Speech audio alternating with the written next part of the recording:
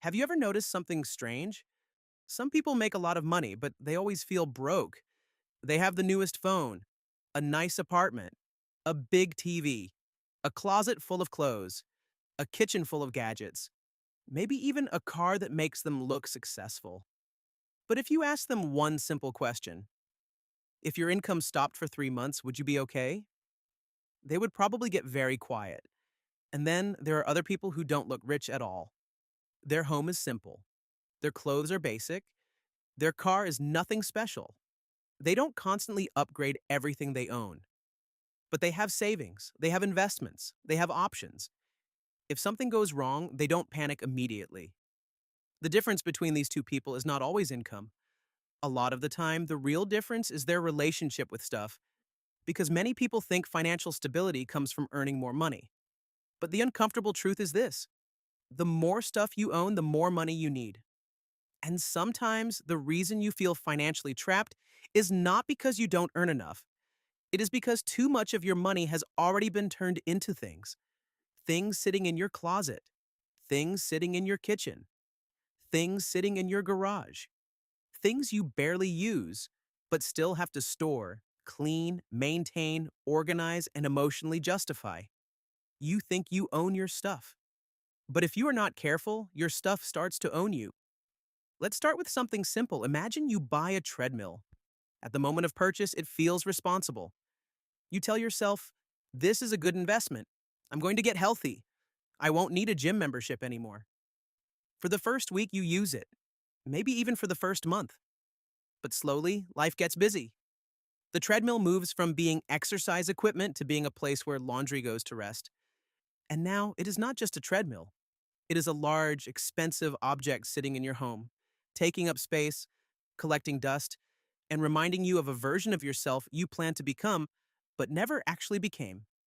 Most people think the cost of that treadmill was the price they paid at checkout, but that is only the first cost. Every object you own has a second cost. There is the space it occupies. The larger your home needs to be to store your things, the more you pay in rent, mortgage, furniture, cleaning, and maintenance. There is the energy it requires. You have to move it, clean it, organize it, repair it, protect it, or eventually get rid of it. There is the mental cost. Every item you own takes up a little bit of attention.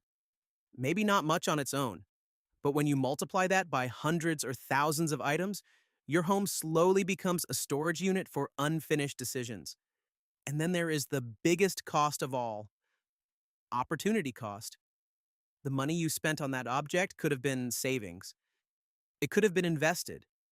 It could have been part of your emergency fund. It could have bought you freedom later. Instead, it became something you now have to manage. So the real cost of anything you buy is not just the price tag. The real cost is the money you paid, plus the space it takes, plus the time it consumes, plus the stress it creates, plus the freedom you gave up to own it. That is why many people who earn good money still feel financially unstable.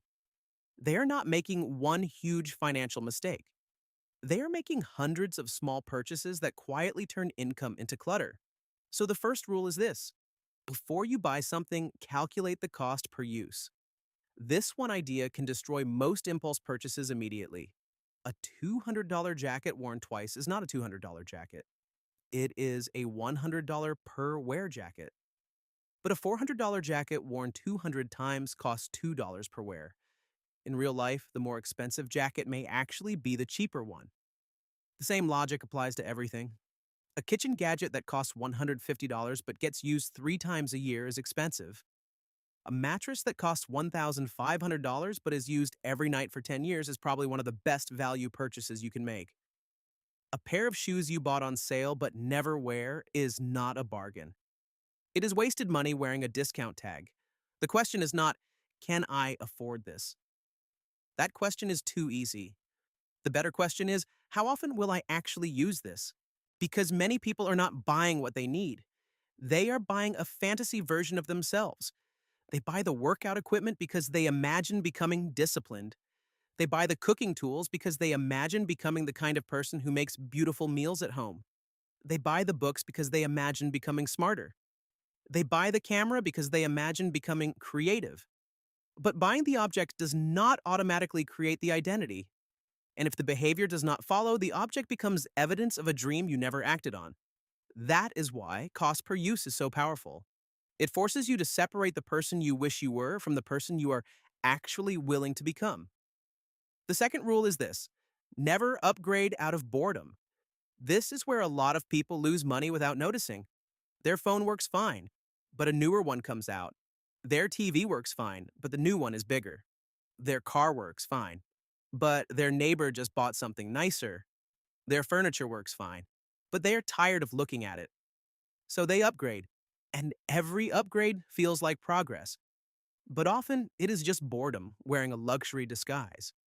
The dangerous thing about upgrades is that they give you a short emotional hit. The new phone feels exciting for a week. The new car feels amazing for a month. The new furniture makes your home feel fresh for a little while, but eventually every upgrade becomes normal. And when it becomes normal, you need another upgrade to feel the same excitement again. That is how lifestyle inflation begins. You earn more, so you spend more. Then the new spending becomes your baseline. Then you need even more income just to feel ahead. And after a while, you can be making more money than ever while feeling less free than ever. So here's a simple standard: if something still works, do not replace it just because something newer exists.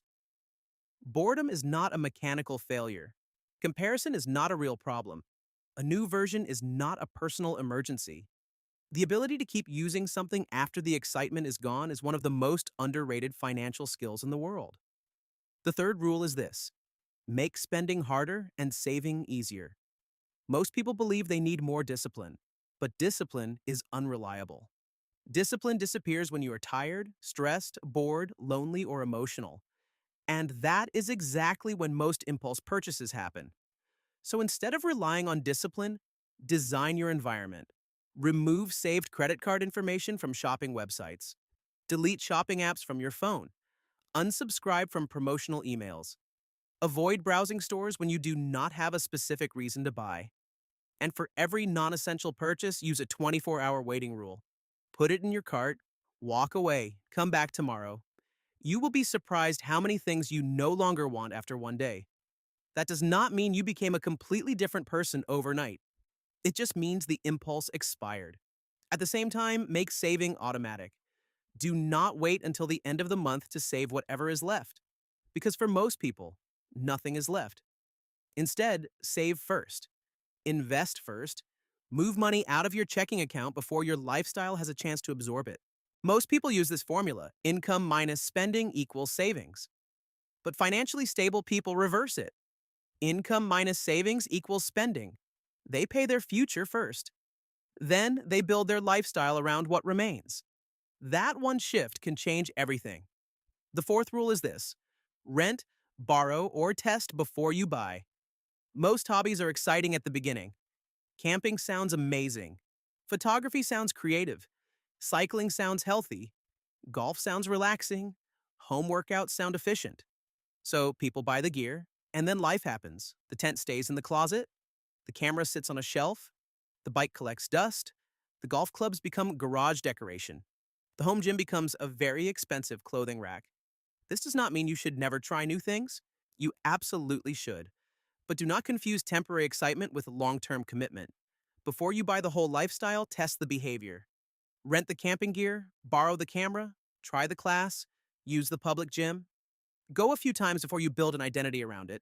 If you still love it after the novelty fades, then buying may make sense.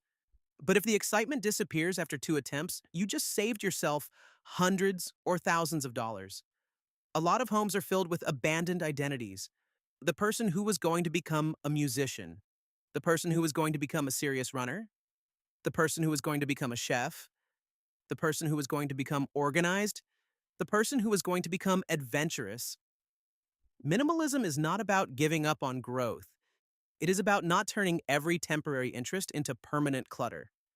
The fifth rule is probably the most important: define enough before your income grows. Because if you never define enough, you will always need more.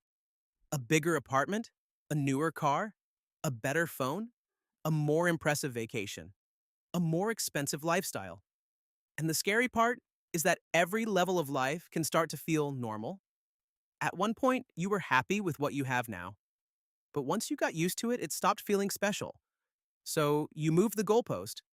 That is why some people can make $50,000 and feel broke, and others can make $250,000 and still feel broke.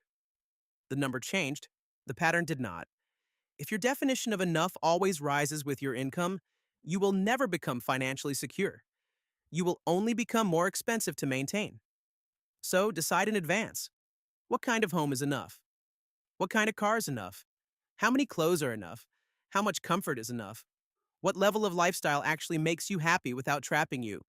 When you define enough, extra income has somewhere better to go. It can go into savings, it can go into investments, it can go into freedom. But when you do not define enough, extra income disappears into upgrades you will soon stop appreciating. This is one of the biggest differences between people who look rich and people who become free. And that brings us to the final idea. Real wealth is not accumulation. Real wealth is optionality. It is not just about what you own, it is about what you can choose. Can you leave a job that is damaging your health? Can you take time off if your family needs you? Can you move to a new city if a better opportunity appears? Can you survive a few months without income? Can you say no to something that pays well but costs too much emotionally? These choices are wealth, and they usually do not come from owning more things. They come from needing less. A person earning $200,000 but spending $195,000 has very little freedom. They may look successful, but they are trapped inside a very expensive life. A person earning $70,000 but spending $40,000 may have far more power. They have margin, they have savings, they have breathing room, they have choices. Every purchase is not just an exchange of money for an object. It is an exchange of future freedom for present ownership. Sometimes that exchange is worth it. A good mattress, a reliable car, a tool you use every day, a trip that creates meaningful memories. These things can be worth it, but a lot of purchases are not really improving your life. They are just giving you a short emotional break from dissatisfaction, and that is a very expensive way to feel better. So minimalism is not about being cheap. It is not about living in an empty room. It is not about rejecting every nice thing. It is about being honest. Honest about what you actually use. Honest about what you actually value. Honest about what you are buying for your real life and what you are buying for an imaginary version of yourself. Because the goal is not to own as little as possible. The goal is to stop being owned by things that do not matter. Financial stability does not always begin with earning more. Sometimes it begins with needing less. It begins when you stop turning every raise into a lifestyle upgrade. It begins when you stop buying things just because they promise a better identity. It begins when you realize that every dollar you do not spend is not just money saved. It is freedom preserved. So today, look around your home and ask one simple question. If this disappeared tomorrow, would I buy it again? If the answer is no, maybe it no longer belongs in your life. Maybe it is not just taking up space in your home. Maybe it is taking up space in your mind. And maybe the path to feeling financially stable is not adding more. Maybe it is finally letting go.